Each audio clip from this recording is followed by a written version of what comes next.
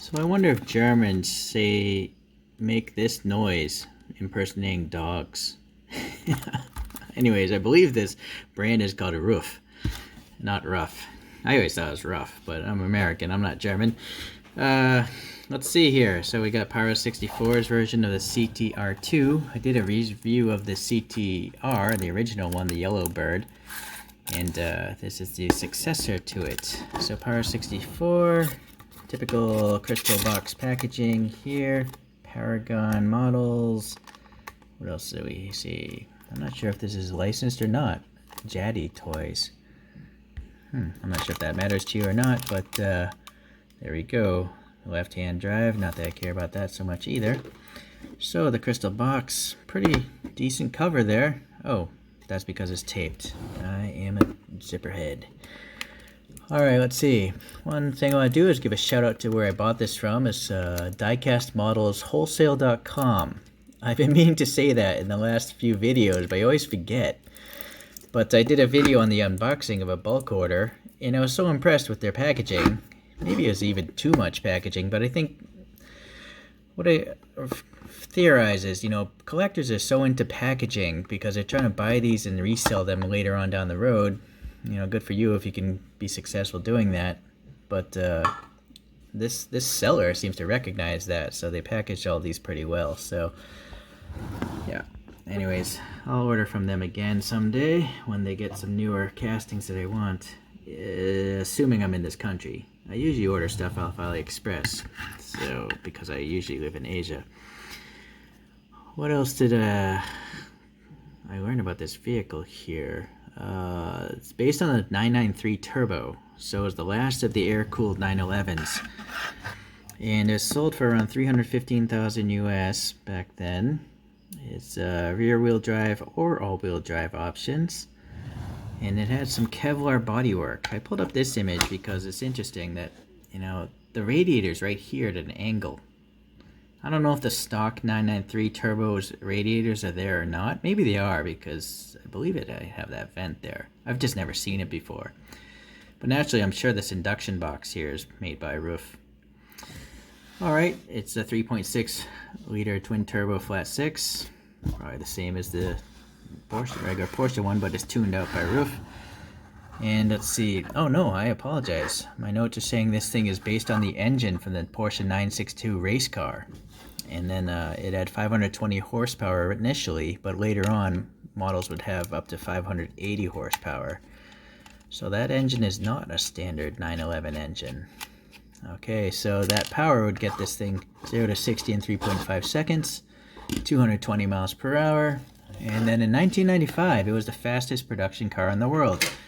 It took many years. It wasn't until the McLaren F1, greatest car ever, that this became the second fastest car of that decade. Alright, I have to abort this video. This is a Samsung S10 Plus, and it can't focus on this vehicle. You would think the thing would have a better camera than my old A7, but I'm repeatedly hitting focus on the black and silver area, and it is not focusing. Hold on. It's very strange because I shot a video. Well, you'll see. There's a video on the Porsche 917K by Sparky, and at the end it had some face tracking issues and it couldn't focus. So now I'm back to my old Galaxy A7, which has a flat screen, and I think it even might be better for making videos about diecast cars than the newer S10 Plus. Alright, so I seem to be able to focus now. Alright, so the wheels, yeah, they look pretty much like those photographs to me. And in the center we have a Ruf logo, I'm assuming. Let's see if I can... Sorry for the black paint, I'm making a model of a miniature house.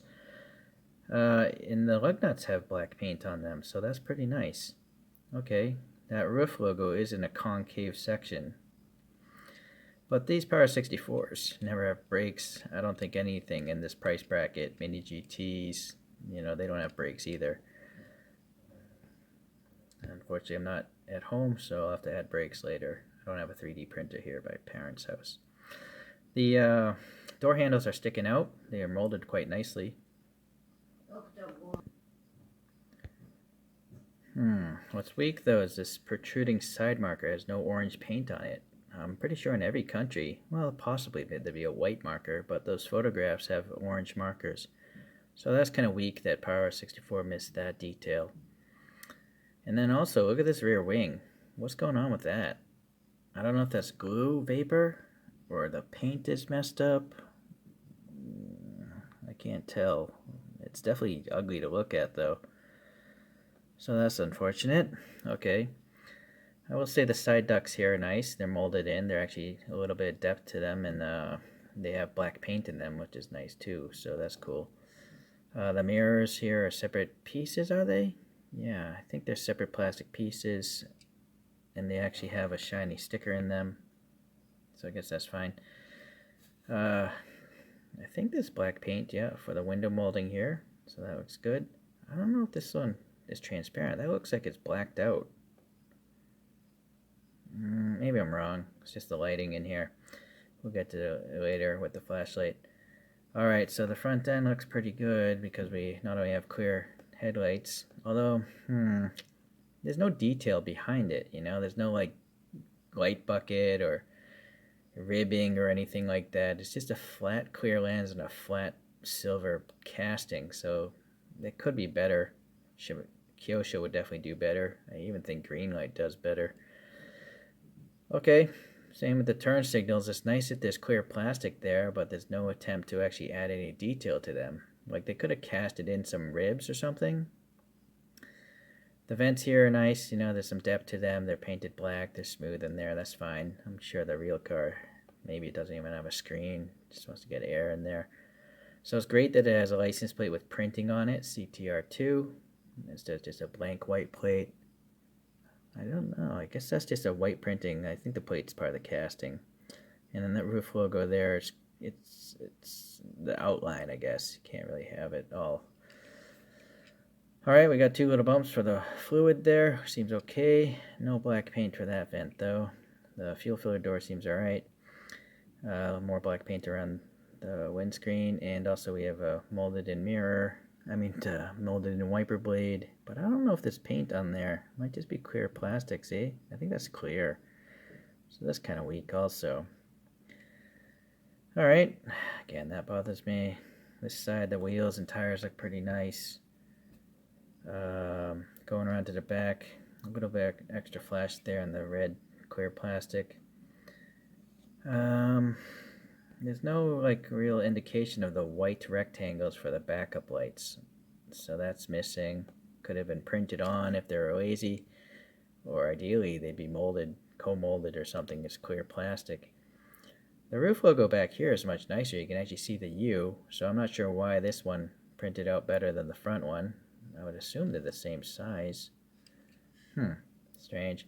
Rear license plate's great, and then the rear wing is, I guess it's okay. It has to be thick because it's plastic and it's such a small scale, but at least you can see air, you know, going through all of it, so that's cool. Yeah, this side's a little bit better. It's not perfect. The exhaust tips are kind of weak though, and this is a common problem with some other Para64s I have. There's no depth to the middle of them. There's no indication that these are actually tubes. They're more like just cut off sausages or something. Yeah. Okay, what's nice though is they have a screwed together base, so if you wanted to go and repaint the interior or anything like that, you know, you can.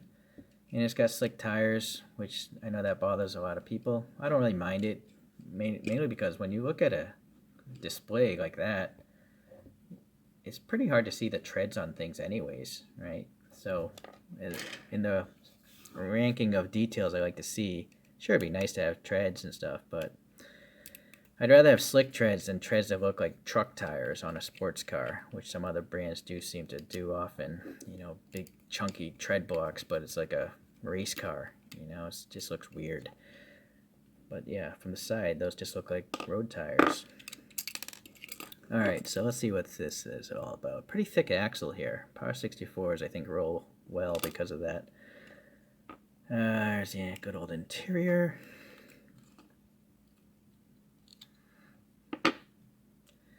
Yeah, it's just your standard, black molded interior. Got some ribbing on the side door panels there, some speaker indication, steering wheel's all hollow and all that. So it looks like some round gauges perhaps molded into that dash. Can't get the light in there. Hold on. Yeah. Buckets. Alright, so that's good. Let me pause, put this thing back together. Before that, though, if you're curious about the construction of models like I am, there's just one pin holding that one piece of plastic up there. So interesting. I think it was an Auto World I looked at. No, it was a Tarmac Works Volvo. And that thing had 7 rivets or something crazy. 6 rivets holding the 3 windows together. But this just gets away with 1. So it's interesting the different methodologies these companies do.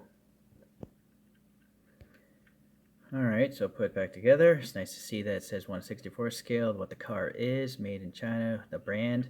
The only thing missing is, the copyright date. It would be nice to know like how old this model is in the future, because, people might lose their packaging and stuff like that. Alrighty, well, let's get this up here on the spin thing. And not sure what order I'm going to put these out, if this roof is going to come before or after this next video of this 917K, but that is now my miniature collection of Porsches here. Yes, I don't have many cars here in this country. All right. Okay, well, let's see there. This is quite a wide car, but it is a Le Mans endurance racer. This is probably a pretty wide car. Well, maybe not by modern standards, but for 1990s, it was pretty wide. Correct me if I'm wrong, but wasn't the 993 Turbo maybe the widest car of that year? Nah, maybe not. Maybe a Bentley or something. Who knows? All right, guys. Well, anyways, you've heard my criticisms on this brand here, or this exact model, not the brand. It's mainly this big blemish on the wing that's very distracting to look at. And then I feel like they could have made the headlights, like the casting behind the plastic a little more detailed. It wouldn't cost any more money, I don't think, to make it. They just need to spend an extra 20 minutes in the CAD program, adding some ribs to the casting. Anyways, it's nice. I like it. I chose to go with silver because I already have the yellow CTR1, or the CTR, so change it up. Thanks for watching, guys. I'll see you in the next review. Take care.